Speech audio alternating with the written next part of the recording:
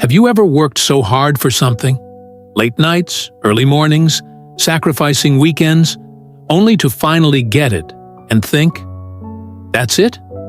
You thought you'd feel proud, excited, maybe even unstoppable, but instead, you feel empty. If that sounds even a little like your life right now, then keep listening. This story might be the wake-up call your heart has been waiting for. In a small but lively seaside town in Maine, there lived a young woman named Claire.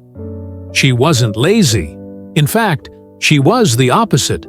She ran her own little café by the shore, woke up before sunrise every day, and often closed the shop well past dark. She served the best blueberry pancakes in town, and tourists loved her coffee so much, they often mailed her thank you notes after vacations ended. People admired her.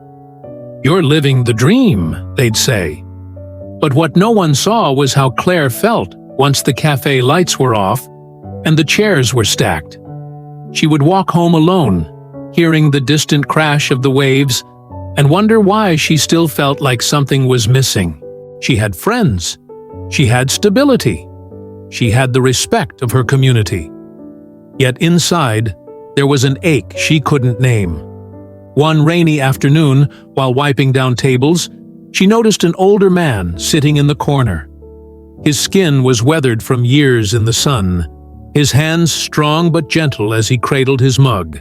She recognized him as Jonah, a retired fisherman who lived on the far side of the harbor. He was the kind of man who always looked like he had a secret about life that no one else knew. Jonah caught her eye and said quietly, "Claire, you've got tired eyes." But Jonah shook his head. "I'm not talking about the kind of tired that sleep can fix. I'm talking about the kind that lives here." He tapped his chest.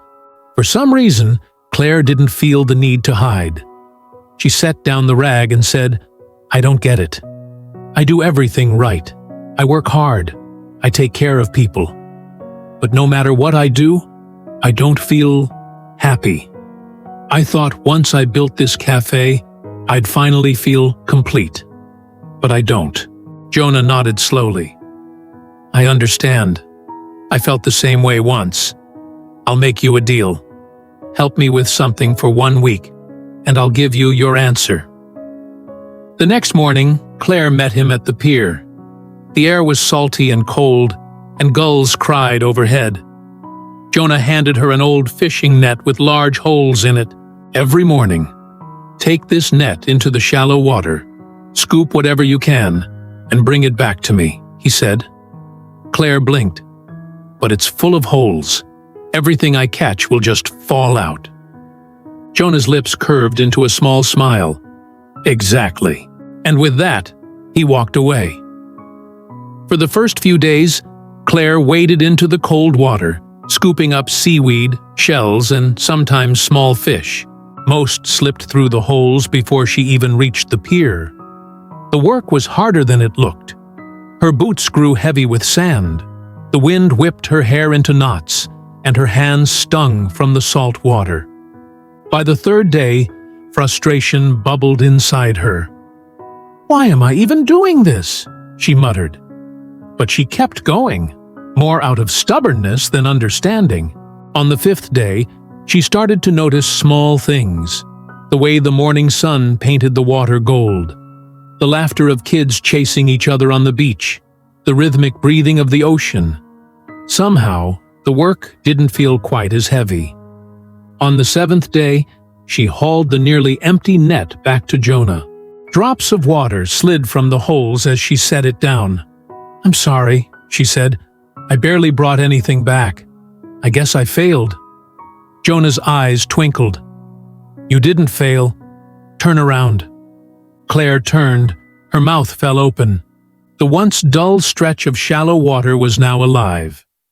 The shells she had dropped sparkled in the sand.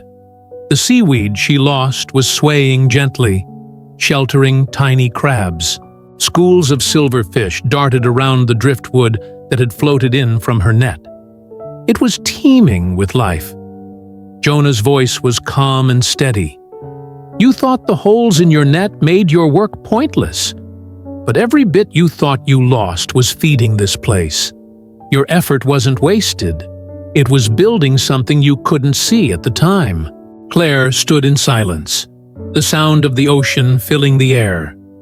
She realized how much this was like her own life, pouring effort into people, work, and days that seemed to slip through her hands. She had been measuring her worth only by what she kept, not by what she gave. Jonah rested a hand on her shoulder. Happiness isn't just reaching the shore with a net full of fish. It's knowing that along the way, you've left life and beauty behind you.